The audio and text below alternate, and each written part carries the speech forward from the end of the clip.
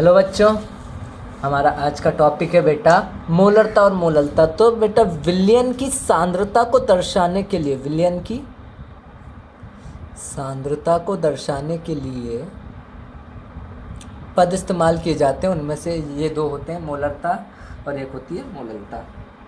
तो पहले पढ़ेंगे बेटा मोलरता। तो बेटा 1 लीटर विलयन में उपस्थित विलय के मोलों की संख्या, विलय के मोलों की संख्या विलयन की मोलरता कहलाती है।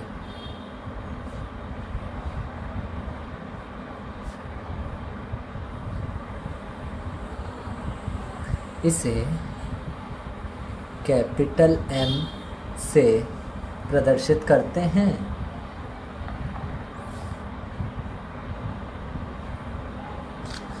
ठीक बेटा, ठीक बेटा। तो मोलरता क्या होगा? मोलरता होगा विलय के मोलों की संख्या, विलय के मोलों की संख्या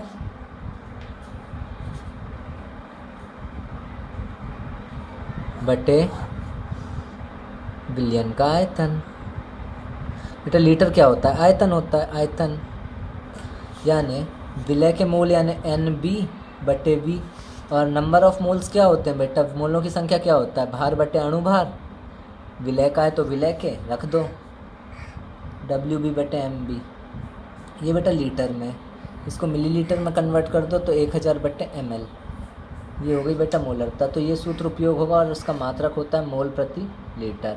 एक चीज़ ध्यान देना, यदि 1 लीटर विलयन में विलय का 1 मोल उपस्थित है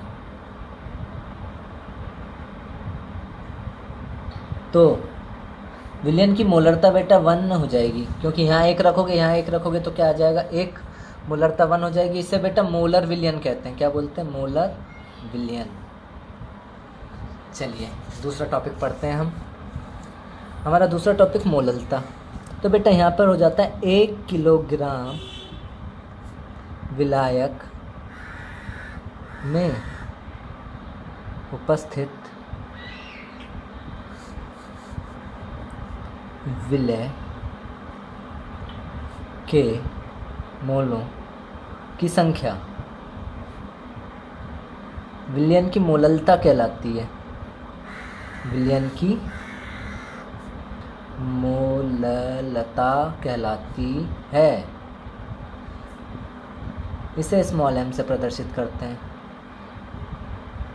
से प्रदर्शित करते हैं। तो बेटा मोललता क्या हो जाएगी यहाँ पे? अब कितने? 1 किलोग्राम विलायक। किलोग्राम क्या होता है बेटा? विलायक का भार। किसी विलायक के भार में उपस्थित विलय के मोलों की संख्या, विलय के मोलों की संख्या। अगर हम बात करें विलय के मोलों की संख्या NB और विलायक यानी A, NB को फिर से रख दो बेटा WB बटे MB। WB बटे MB इंटू 1/WA। ये किलोग्राम में था, इसको ग्राम में कन्वर्ट करो तो हो जाएगा बेटा WB upon MB into 1000/WA। ये काय में हो गया बेटा? ग्राम में हो गया। ये हो गई मोललता। ये इसका मात्रक होता है मोल प्रति किलोग्राम। अब बेटा इनमें अंतर क्या है? देखो बेटा, पहला अंतर परिभाषा, दूसरा अंतर इसे कैपिटल M से दर्शाते हैं, इसे स्मॉल m से दर्शाते हैं। तीसरा अंतर फार्मूले में देखिए, भार आयतन, भार आयतन संबंध को दर्शाता है। भार आयतन संबंध। यहाँ बेटा दोनों क्या है? भार है, ये भी भार है, तो भार भार संबंध दर्शाता है। ये भार भार संबंध दर्शाता है। एक चीज़ मैंने इसमें आपको बताई नहीं, यदि 1 किलोग्राम विलायक में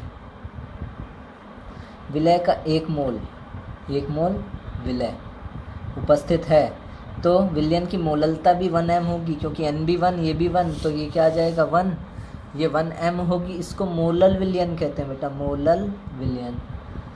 और बेटा चौथा और बहुत इम्पॉर्टेंट अंतर जो है वो ये है कि बेटा देखो, तापमान परिवर्तन से आयतन परिवर्तित होता है, आयतन परिवर्तन के कारण मोलरता भी परिवर्तित होती है। तो तापमान परिवर्तन से आयतन कैसे परिवर्तित होता है बेटा, आपने दूध को गर्म करते हुए पतीले में देखा होगा, जब हम नीचे से ताप बढ़ाते हैं तो ऊपर से दूध निकल जाता है। तो यही है बेटा, ताप बढ़ाते हैं तो आयतन बढ़ता है, आयतन बढ़ने से मोलरता घटती है। तो ताप परिवर्तन से मोलरता तो परिवर्तित होती है, परंतु मोललता परिवर्तित नहीं होती, क्योंकि ताप बढ़ाने से भार परिवर्तित नहीं होता बेटा। अगर भार परिवर्तित होता तो बेटा गर्मियों में 1 किलो का बाट अलग तोलता और सर्दियों में अलग तोलता। तो बेटा यही इसके 4 डिफरेंस है, यही आपका आज का क्लास। तो बेटा मिलते हैं कल।